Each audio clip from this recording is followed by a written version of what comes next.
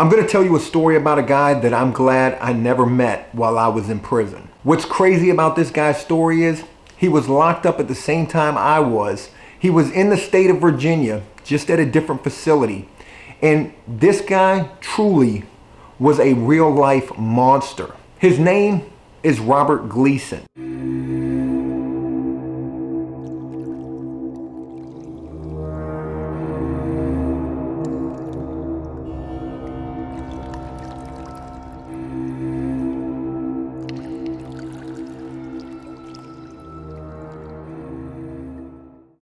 Robert Gleason was serving life without parole.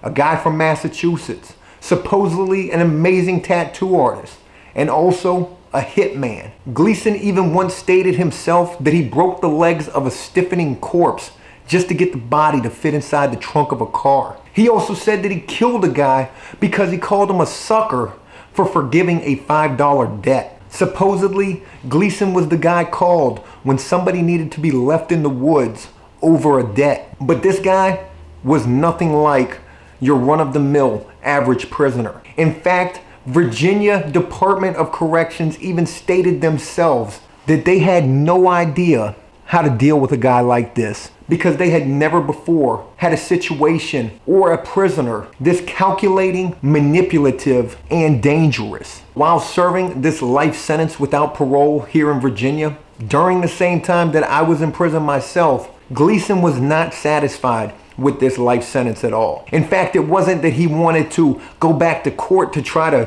fight the charges that he was serving this life sentence for. It was actually the complete opposite. Gleason wanted the death penalty. And this guy was going to do everything in his power to make sure that he got it. When I first heard about Robert Gleason, it was in 2009.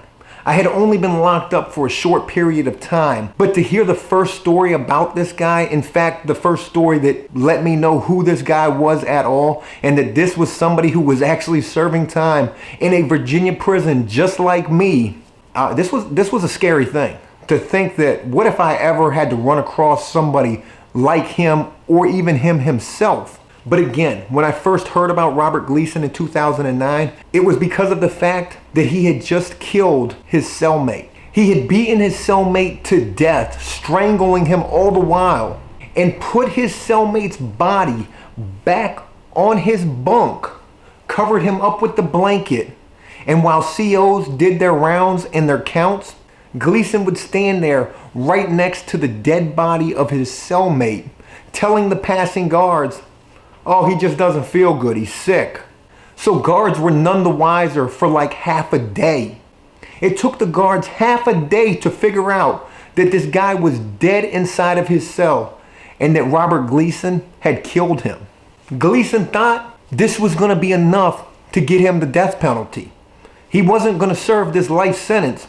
And again, he was doing everything in his power to make sure he was going to get exactly what he wanted. But he went to court and he didn't get it. They didn't even give him the death penalty for killing his cellie. He was already serving life without parole. And then he kills his cellmate, hoping to go back to court to get the death penalty, and they don't give it to him. Robert Gleason told the judge, "You're going to give me the death penalty. And until you do, I'm going to kill more people." To be perfectly honest with you, I think they should have given it to him then. I think they should have honored his request. This guy was a stone cold savage killer, and I just don't understand why they didn't give it to him then.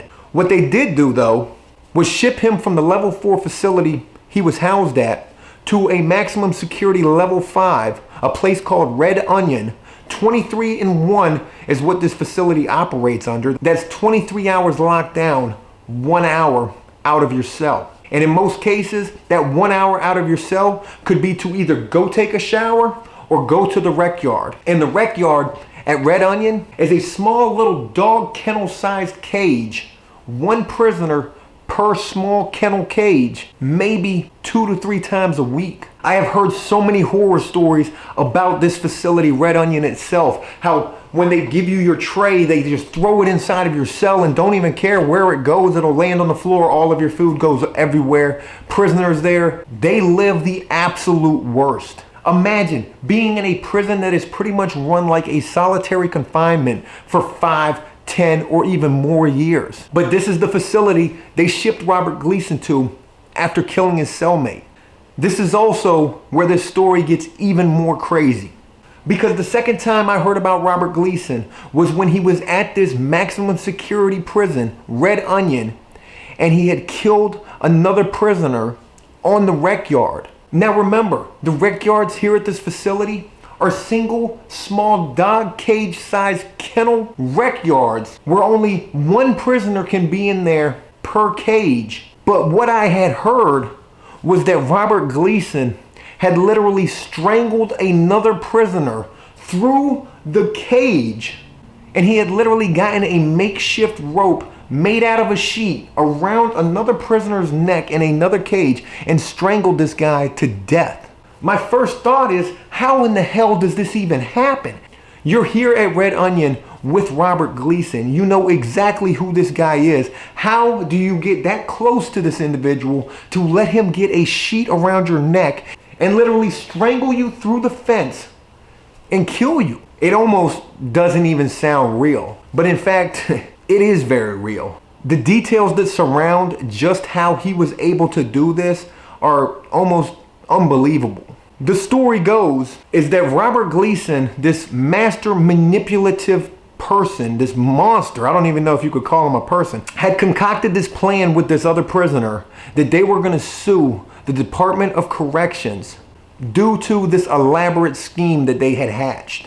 And the scheme was to go that Robert Gleason was going to strangle another prisoner in a fake or mock strangulation, just enough for this prisoner to pass out and not die. And then that prisoner who had been strangled, his family, would then be able to sue the Department of Corrections for, who knows, tons of money, maybe a release, who the hell knows. While Robert Gleason was concocting this plan with this other prisoner, for whatever fucking reason is going along with this, thinking that this is a good idea. All the while, inside of Gleason's mind, he's knowing that this is not any type of a fake mock scheme here. He is actually going to do this to legitimately kill another prisoner. And supposedly, this guy that Robert Gleason planned all of this with was some sort of a friend to him. Somebody that he obviously talked to tell them this sort of stuff. But supposedly, this friend told other prisoners about this plan, and that enraged Gleason. So according to Gleason, that's when the target then became this so-called friend of his. Now this plan was even more well thought out than just what I've told you thus far. Supposedly Gleason told this so-called friend that while they were going to do this, there was a possibility that afterwards this prisoner's supposed victim would have to take a polygraph test. So they would need more of a story for this guy to be able to pass this polygraph. So when it came to being asked, why in the world would you let Gleason, Robert Gleason, this monster in the Virginia Department of Corrections, put a makeshift noose around your neck? The answer was supposed to be because he was measuring out the dimensions for a cross that he was going to make for me. But, you know, all of that was never to happen anyways, because again, Robert Gleason's ultimate plan was to just kill. And this was how he convinced this other prisoner to go along and basically fall into his trap. Now, when this took place on this maximum security rec yard, there were other prisoners who were in other cages who had to watch this. And when they testified in court as to what they saw or what they didn't see, certain prisoners said that, you know, they tried not to see this. They already knew Robert Gleason and the history behind this guy. They knew how dangerous he was. So in prison, you're really not supposed to see anything at all. And they were testifying this in court. And another twist to this crazy story is the fact that when they were in court being questioned about exactly what they saw, it was Robert Gleason himself who was defending himself, asking these prisoners these questions.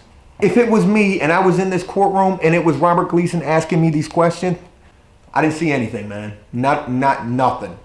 There was a major controversy about how something like this could even actually happen, especially at a maximum security prison where prison staff is supposed to be the best of the best. But it was later found out that, you know, that wasn't the case at all, because you have a guard booth that is literally right there watching out over the rec yards, and yet nobody in the booth saw this taking place. And it took something like an hour and a half before prison staff was even aware of this going on. And even more crazy is that all of this was caught on these prison cameras. They literally had this entire incident on camera. In fact, this is a still shot from that camera footage. You can clearly see Gleason right there in that one dog kennel cage and the lifeless dead body of the other guy in the back of the other cage. It was through this footage that captured this entire incident that they were able to see just how this thing played out. It was said that in this footage, you could see Gleason strangling this other prisoner through the fence for something like 6 minutes. And then when he was done, he walked away. And from time to time, he would go back and strangle him some more anytime that he thought he saw signs of life in this guy still. In fact, the final time that he strangled this guy through the fence, he literally tied this makeshift prison rope made out of a bed sheet up to the fence, literally holding this guy's ass up off of the ground while the rest of his lifeless body was either dangling right there or tied up to the fence. And here also is a picture of that fence and that makeshift rope that was used to strangle this other prisoner. It's a pretty crazy thing to think about. And that is the type of stuff that can and does happen in prison. As crazy as all of this sounds, I mean, this is absolutely true. This is probably one of the most unknown, crazy fucking stories from Virginia prisons that happened during the time that I was locked up. And to just think that I could have ended up at a place like this with an individual like Gleason. If you ask me what the most scary thing about being in prison is, it's hearing a story like that and knowing that you could potentially meet an individual like that. It's knowing that you never know who in the hell you are locked up around and what their true intentions are. Here you have this other prisoner who is just, for whatever reason, stupid enough to fall into a trap thinking that this is a potential lawsuit scheme. Yet all the while, Gleason here is thinking, this is my opportunity to kill again while in prison. And hopefully this second time that I will have killed in prison will be the time that they will actually give me what I want, the death penalty.